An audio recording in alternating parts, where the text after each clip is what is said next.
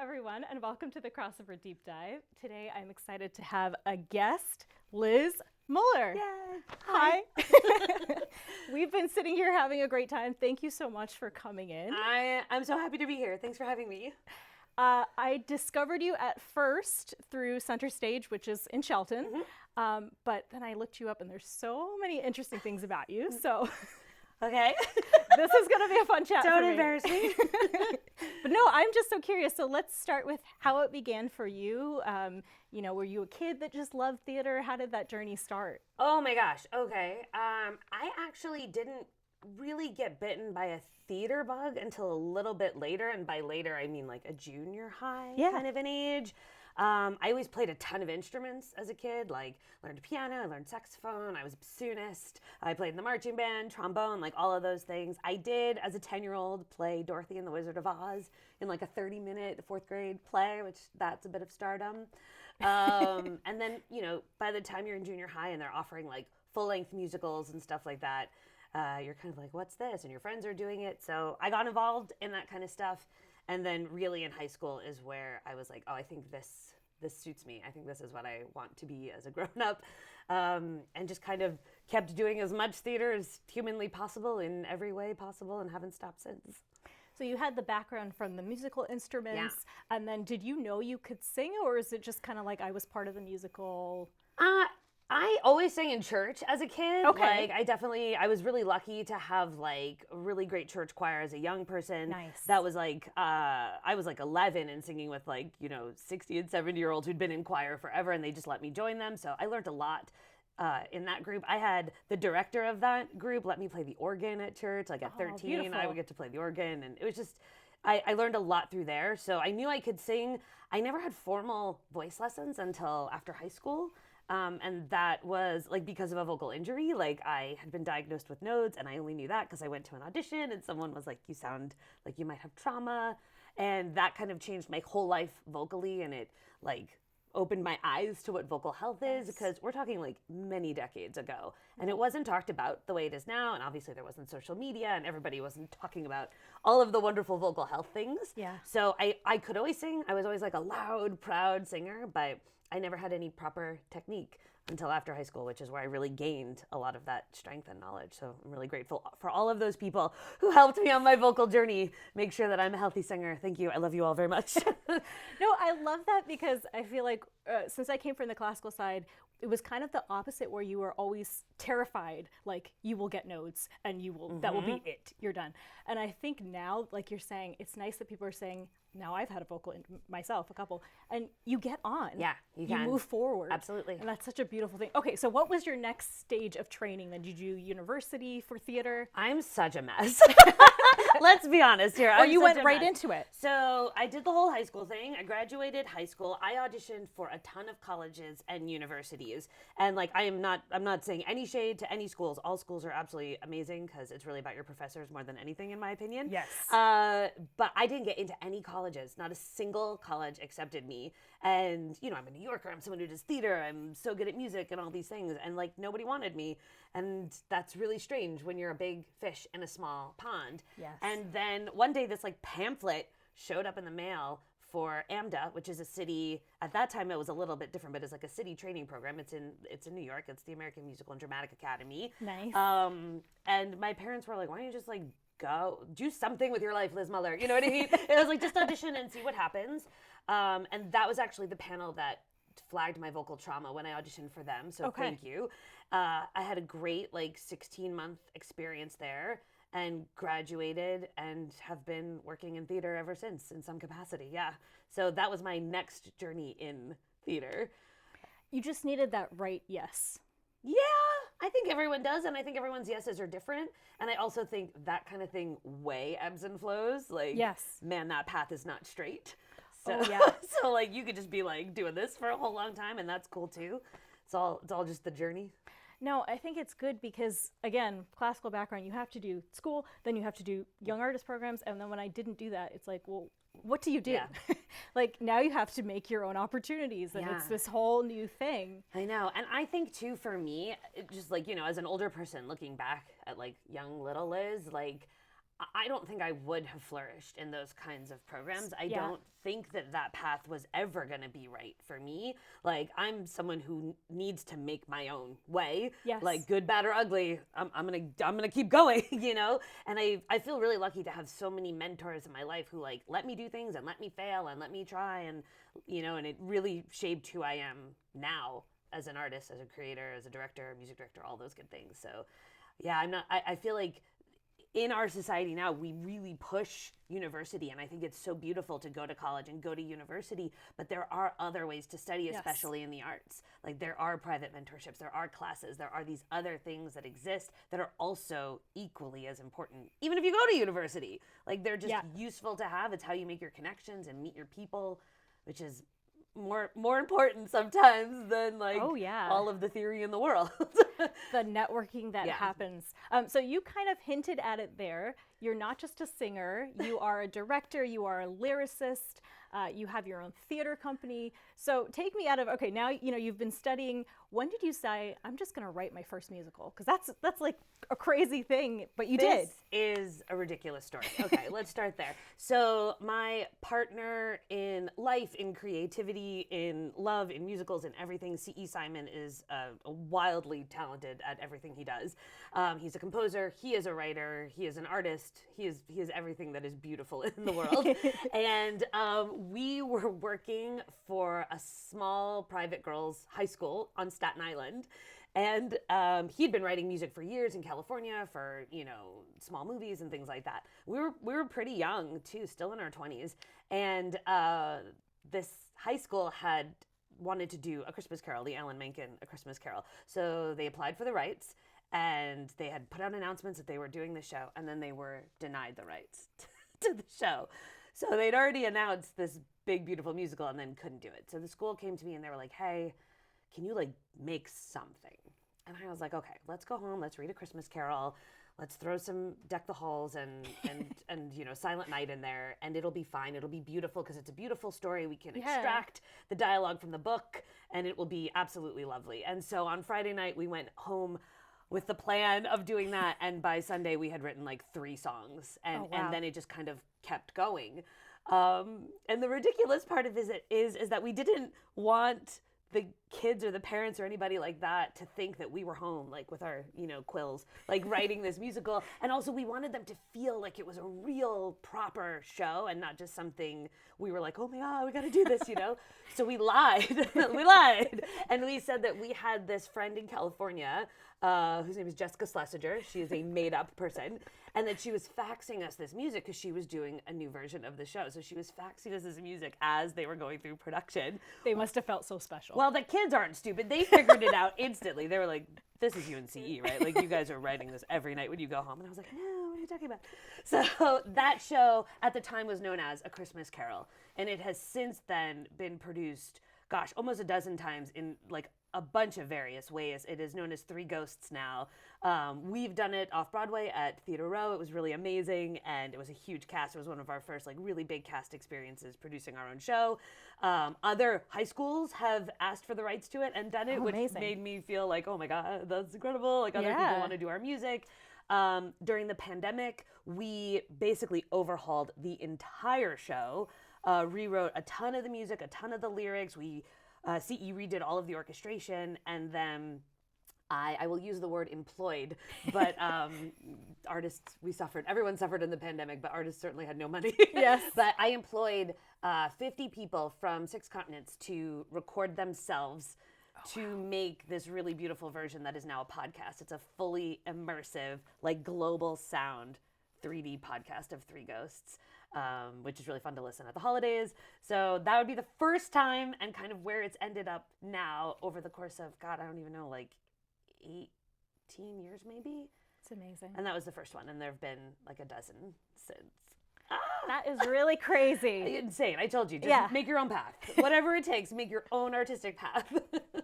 So for someone that's hearing this and is like, I would love to do a musical, how did you start framing? Because that's a big task where you had the story, which is good, so you kind of had the book. Mm-hmm. But when it came to crafting a musical, do you lay it out by what you want to see, or is it just like, I have a thought of this song, and then later I'll figure out how it fits in. So the first time out, CE did a lot of the heavy lifting because he had been writing like cinematic scores for years already. Okay. So he had a really good understanding. I mean, he's just one of those people that can like, here's your score. It's beautiful. So for me, it was a little more of like learning how to become a lyricist proper. Yes. Now, sometimes it can be as ridiculous as like, this hat is awesome. How do we get it into a show? Do you know? And like that will spark an idea. Yeah. The way that my brain works in terms of sort of everything is I can see where we are here, right? And I can like see the big picture in my brain, and I just like know how I'm going to get there. I'm not necessarily the best at like perfect outlines or Yes. things like that. But I know where I want to land, so I know how to travel to get there.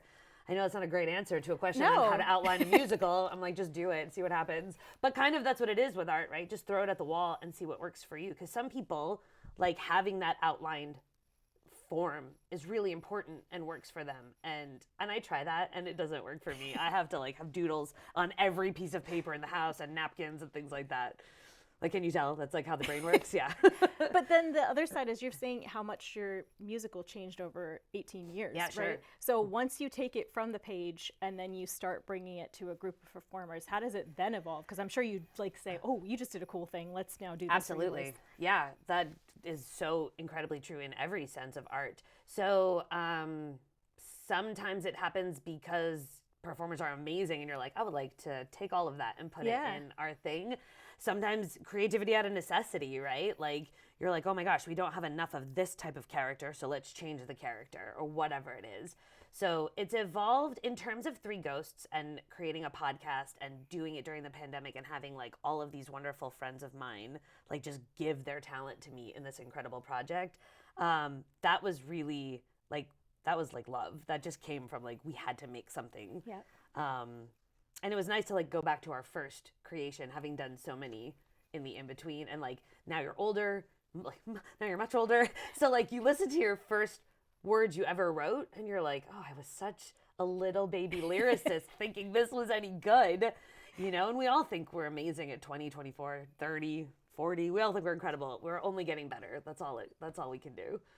So you also, there was another podcast you did too, is that correct? So like the kind of parent podcast is Pipe Dream Theater. That's the podcast. And within that, there are a few shows that we've done. Three Ghosts is one. And then Afterwards is the other one, if that's maybe what you're talking about. I think that's the one I'm talking about, yes. And that one was also during pandemic.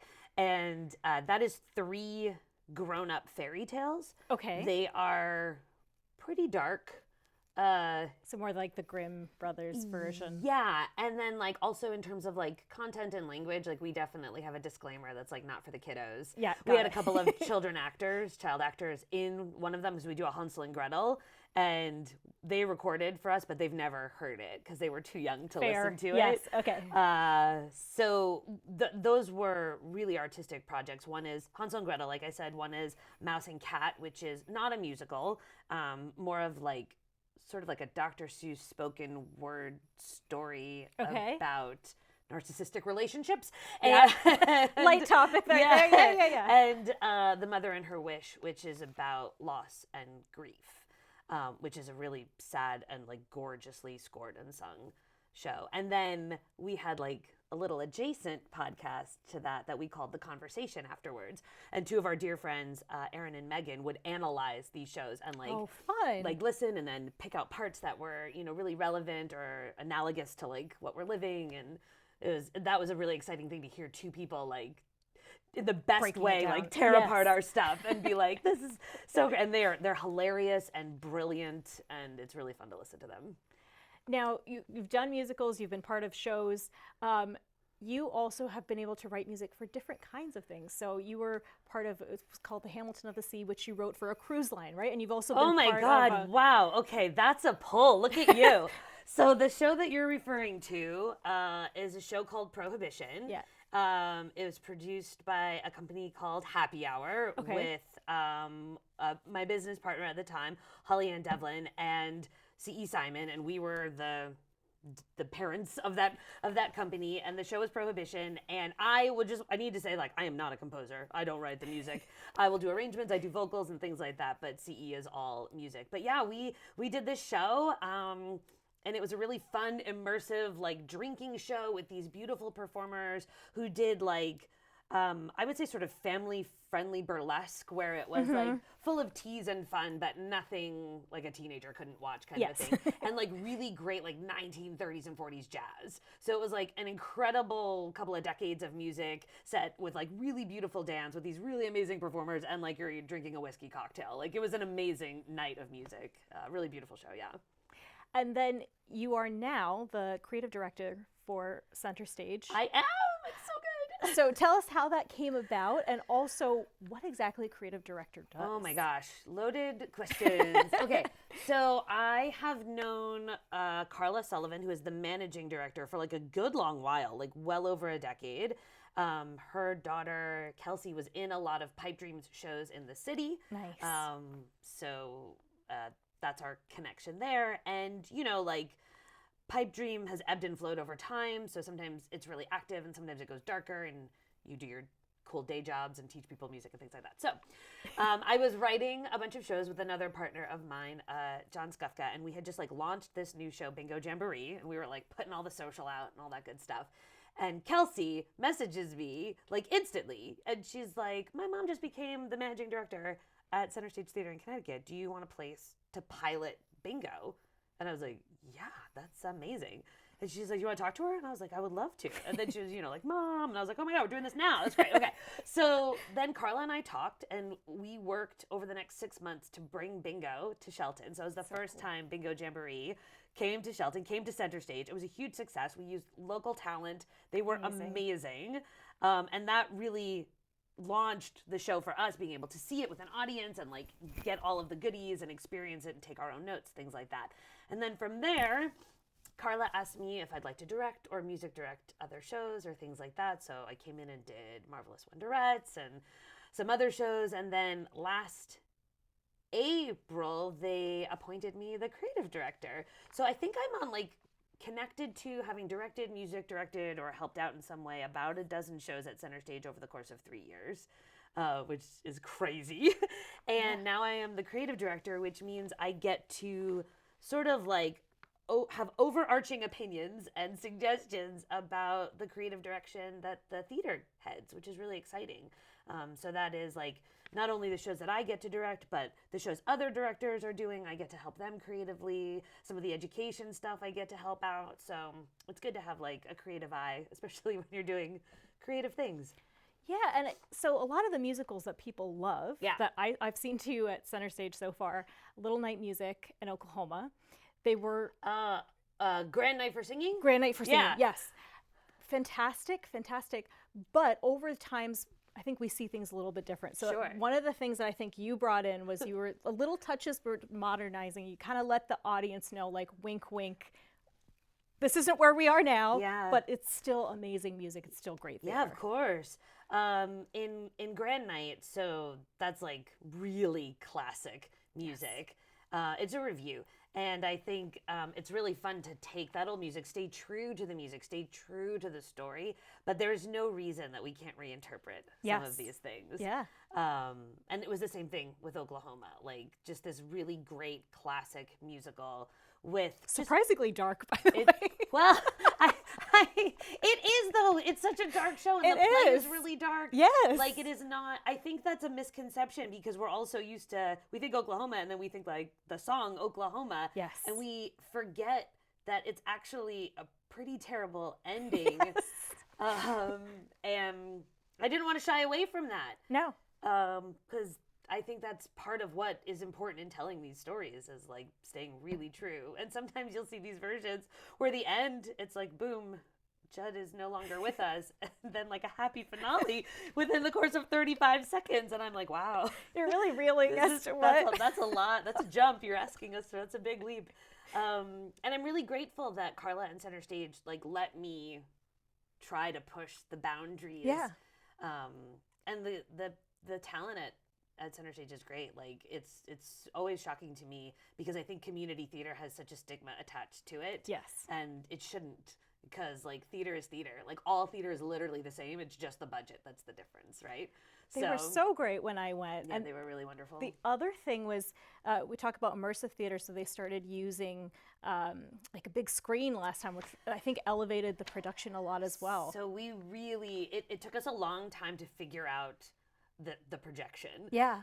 It was probably over the course of 8 months leading up to Oklahoma. We had thought we could use it for one show, and it just didn't work, and we did more research, and then we bought one, and it was like, well, if this is terrible, we'll just send it back, you know? It was like, but we really like dug in and tried to figure out how to make this work, because it modernizes the space and it allows for so many things. And when time is crunched and volunteers are different and we can't nor do we always want these huge extravagant sets. Yes. We can tell really beautiful stories with pictures and videos, and it's something that we live in every day anyway, so then to combine those ideas theatrically just makes sense. Yeah. So yeah, we spent a long time figuring out putting that projector up, and it is such a beautiful addition to the space, because I feel like the possibilities are endless now. And you saw Oklahoma, and it was like you walked into this space and we had put this like big field, and it was enormous. It just felt like it went on forever. And I just think, especially with Oklahoma, something that's so vast, that feels like that's a really beautiful feeling to walk into. Yeah, like captures a little bit of the grandness of the old Hollywood and gets it in there. Yeah. So tell me, you do two sides with Center Stage. Mm-hmm. You do the productions, and then you also do programs for younger kids, bringing up this crop of theater lovers. So what does theater mean to a local community, you think, on this level? Oh, everything in the whole world. Yeah. You know, it's like the artists that keep the history. Like, we are the people that, you know, tell and retell history time and again in different ways. So having a program, especially for young people, and we have a great director, Chelsea is absolutely incredible.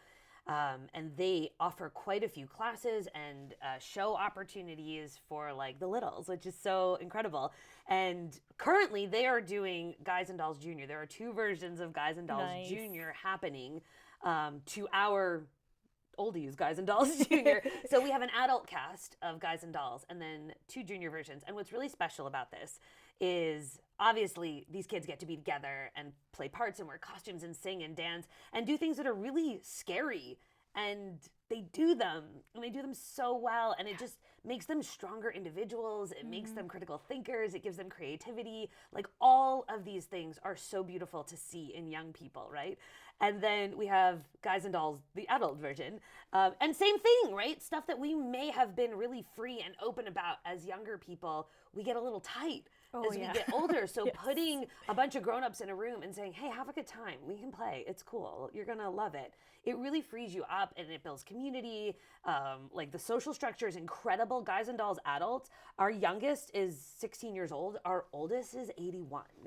And I have no doubt that by the end, I mean, I know they're all like in a WhatsApp group right now. Like, I know they're all going to be friends forever, because that's what these things do. You build trust. You have to trust the people. You know, as a performer, if I don't trust you on stage, I'm not going to feel comfortable doing what I have to do, and you're not either. We do this great thing that we call the cast crossover. So Guys and Dolls adults and Guys and Dolls Junior spend a few rehearsals together where the littles get to meet their counterparts, which is always exciting, and it's the cutest thing in the whole world. But moreover, they get to use all of our sets and all of any projections that we use and things like that. So we have some really exciting set pieces in Guys and Dolls that I think will be wildly unexpected to the audience. Like, this is not a traditional version of the show. And then what's even greater is that the kids get to use these set pieces, which will make their show extremely playful and exciting as well. I think, like, because when people think about theater, it's like, why should I put my kids in lessons? They may not be a pop singer, but like you're saying, it's so much more. It's community. Yeah, it's not about training people to be Beyonce. We love you, Beyonce. We love you. Like, it's not about training. That's not what music is about. In fact, like, the majority of musicians, you know this, in the world are not professional musicians. Yeah. you know? And just because you don't make a living at something doesn't make you any less that thing. Yes. Especially when it comes to art. Like Yeah. art feeds the soul, it feeds society, it feeds community. Yeah. Singing is healthy, it oxygenates you, it Yes. keeps you young. Like these are all amazing things that have nothing to do with money or training for the future. And the flip side to that is I think the programs at Center Stage are so incredible that, like if you come and that's something you're looking for as a future, you're going to get some great experience. Yes. So it's twofold. So tell us about the upcoming season. You mentioned Guys and Dolls. What else do you guys have planned out? After Guys and Dolls, we are doing Last 5 Years, which is a gorgeous two-person love story. Oh my gosh, you've put me on the spot. Now my brain is dead. Avenue Q, quirky adult fun there. The summer show is going to be Sister Act, which I am really excited about. Love. The music in that is insane. And then in the fall, we are doing Little Women and hopefully some spectacular Christmas extravaganza for, this is our 20-year anniversary too. That's amazing. So Center Stage is 20 years old. That's so exciting. Quarter life crisis, here we come, right? It's a joke, it's gonna be amazing. So everyone that's watching locally here in Connecticut or, tri-state, definitely come out and support Center Stage. It's a wonderful nonprofit. And like you said, it's really so enriching to the community. So valuable to have good theater. Like for me, it's within walking distance. That's crazy good. So good. Yeah. I love that. So tell us before we wrap up a oh little my bit gosh, more. that was so fast. It flew by. I told you. Oh, I love it. So tell us, you mentioned you've been on a cruise line, but I feel like you get to do music for all different kinds of things. I think you've done narration, you've done films. Yeah. You also did a theme park? Yeah, I worked for a few theme parks. I'm currently working for Valley Fair in Minnesota with Brandy and Beetle Bailey, who incidentally are the choreographers for Guys and Dolls. Nice, which is great. okay. And two very dear friends of mine and insane dancers. They're beautiful. And we build shows for theme parks. So we build these production shows with full video content and tracks and vocal arrangements. They choreograph the whole thing. I was really lucky enough to conceive and build a couple of immersive haunts. So like one was this really great family-friendly haunt for, kids and stuff during the day. And then one was this really sort of dark and brooding haunt for after hours. Yeah. But yeah, so I get to do theme park work as well. And I love that because it's outside, it's gorgeous. The talent is insane at some of these parks. And those people are really starting their careers in a lot of ways too. Yeah. And they're beautiful and incredible, and they make our shows even more than we could hope them to be. And just, it must be so fun to create music knowing that it's going to be, talk about immersive theater. It is, you're right. It's really exciting to get to do that kind of stuff. And then what I love is like, okay, so we've built this thing, but now I have these three gorgeous people. So I'm just going to turn that dial a little bit and cater to what all of this magic is. And I love that the most. Now, on the other side, I can't let you go without mentioning you are part of Six creative team. Oh my Tell God. me about that. I feel really fortunate to have been one of the associate music directors for Six the Musical. It was through Norwegian Cruise Line. I got to direct a bunch of productions of that, a bunch of productions of that. I've met some incredible performers and musicians, and I feel really humbled to be able to say that I did Six. Like, it's such an exciting thing to say, and it's still such a phenomenon, and I don't think it's going to go anywhere anytime soon. So thank you, Norwegian and Six, for having me. I really love it and appreciate it. What's next for you, Liz? Oh my gosh. Obviously the season. Everyone's going to go see the season. Come see the season. It'll be great. Yeah. But I'm diving into building some new shows for Valley Fair, like pretty immediately. Okay. Bingo Jamboree. I'm going to do that. I've got Broke the Musical that I broke the game show. I hope will come and maybe we'll come play with you a bunch and that'll be really cool. Yes, please. We want to hear more of your original music. We're just going to keep writing and creating and doing all the art that we can. Amazing. So let's end with a couple of hopefully rapid fire questions. I try to do these, but they don't always work out. So are these like one word answers? No. Okay. I'm going to try to I would not try talk. to, but it's not going to happen. Okay. Favorite musical of all time? Assassins. Okay. What's your go-to song to get pumped up? This is too hard of a question to be rapid fire. I just had a meltdown in my head. I don't have a go-to song. Best piece of advice for someone in theater? Oh my God, be yourself. Never try to be someone else because you're not going to be that person. Be yourself. Okay. Dream project or collab? might be a long list on here. I want to, my dream project is to be able to employ all of my talented friends. Beautiful, beautiful. Okay, what's something surprising about you? I'm an introvert. I really think I'm an introvert. I think I'm actually kind of shy, and I like to sleep and be quiet. That's why we're getting along so well. It's because we're both masking, but we're feeding off each other's energy. It's all fake. Oh God, I love it. And then just a silly one: Android or iPhone? I have an iPhone, but I was an Android forever, and then I got the iPhone, and then you're like, you have to do everything that way. Now. I was, yeah. But I'm happy. Well, it's been such a pleasure to connect. So I hope everyone will go see all the shows at Center Stage, and just all the best of luck going forward. Oh, you're lovely. Thank you for having me. Thank you so much. And we'll see you next week on the Crossover Deep Dive.